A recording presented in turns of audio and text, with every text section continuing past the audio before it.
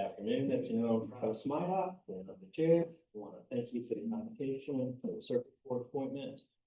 You could, I think we've seen you before, some of us, not everybody on our commission currently. So if you could just introduce yourself, your background and experience, Sure. qualifications to hold office. Absolutely. It's been a little bit of a while since I've interviewed. So again, my name is Allison Hughes. I have been a licensed attorney within the state of Florida for the last 17 and a half years. I have worked my entire career in the Seventh Circuit. I actually started right out of law school here in St. Johns County in private practice, and I did a little bit of family law, some civil matters. In March of 2009, I was hired by the Public Defender's Office, and I started in Daytona. Worked on a juvenile delinquency docket there, moved up to an adult misdemeanor docket, to adult felony docket. In July of 2013, I moved over to our DeLand office, and I took over our juvenile delinquency division in Land, and I also was handling our adult felony drug court there. In August of 2018, I was promoted to division chief of our entire DeLand office. And so I have maintained that position for the last 7 years.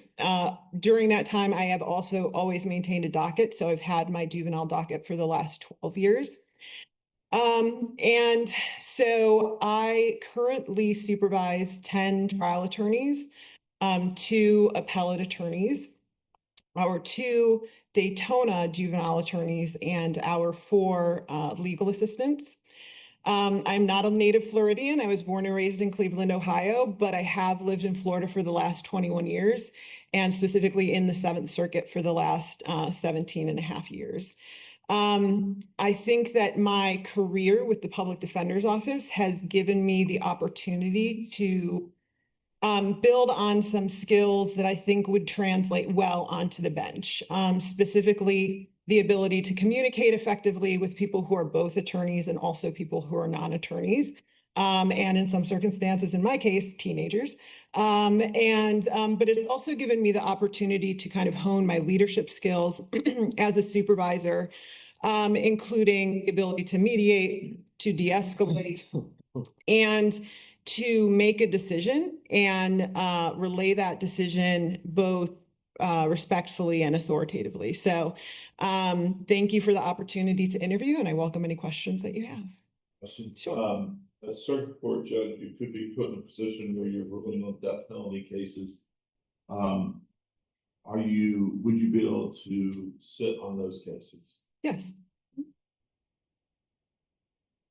What do you think are the qualities of a good judge?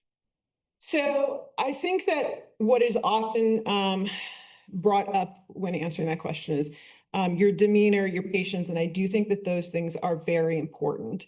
But I think ultimately kind of being a leader and that kind of encompassing umbrella of leadership is important, because you are, whether you like it or not, you're the leader of the courtroom, and people are going to be looking to you consciously or subconsciously to take cues from you. And so under that umbrella, number one, I think communication skills.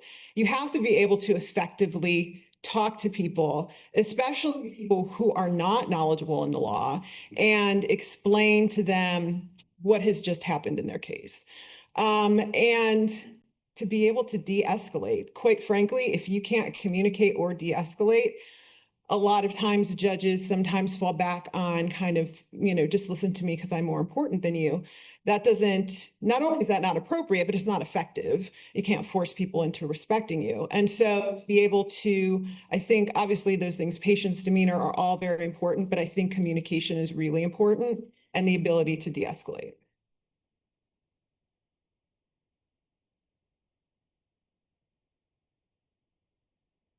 Particular judge you think you'd kind of model after if you were to be appointed? Well, I think that,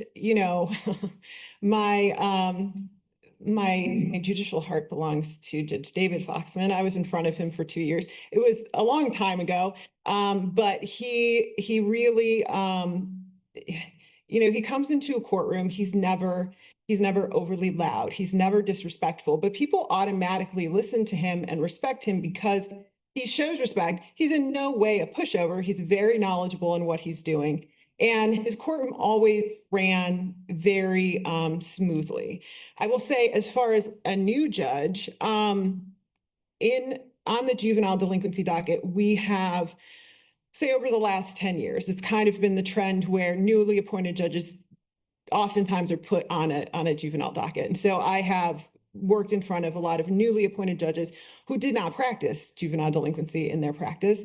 And I think what I've always been most impressed with those judges is coming onto the bench with a certain level of humility and the understanding that obviously you have to take the time to learn it.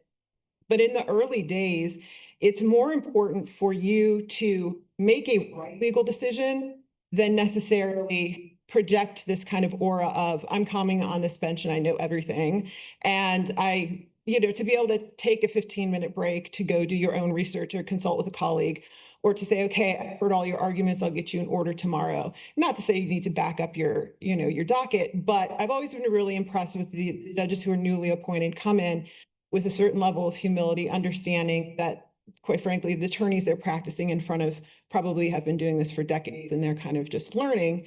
And you just need to take that time to make the correct legal decisions.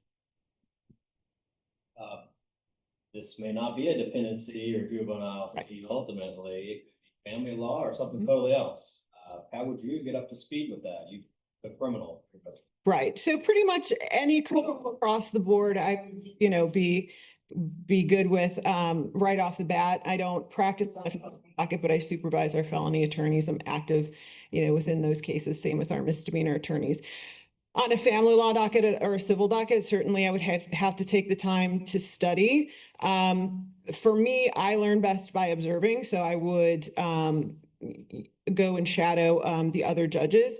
Luckily enough, within the circuit, I have worked with certainly not every judge, but enough of the judges that I think people would be willing to mentor me and things like that. So you certainly have to do your work, take the time, outside work hours, and you're really going to just be focusing totally on that. But again, kind of going into that with the level of humility of, okay, I'm going to listen to all your arguments and I'm going to make sure I make that right ruling. It may not be right at this very second. What do you think is your biggest strength as an applicant? My biggest strength. So I think that my biggest strength is, again, the fact that over my career, I am talking to people all day long, whether it is literally talking to teenagers, trying to the significance of their case to them and the significant long-term effects their case could have. I'm talking to attorneys in my office who may be looking to me for advice or just strategy on cases. I'm talking to clients who are calling in, maybe have a complaint about another attorney. And so you're kind of trying to mediate that, that situation. So I, being a judge and having to work directly with the public, that's something I do all day, every day as it is. So I think that would probably be my biggest strength. Questions? Hearing none, this is your opportunity to closing statement. Okay. Well, so I do want to point out a couple of things on my application. I noticed that in writing, it looks like my trials kind of have plateaued over the last 5 years. That is really just mainly because as a supervisor, I could certainly kind of elbow my way in and say, hey, I'm gonna do this trial with you, so it's better in my application. That doesn't really help anybody.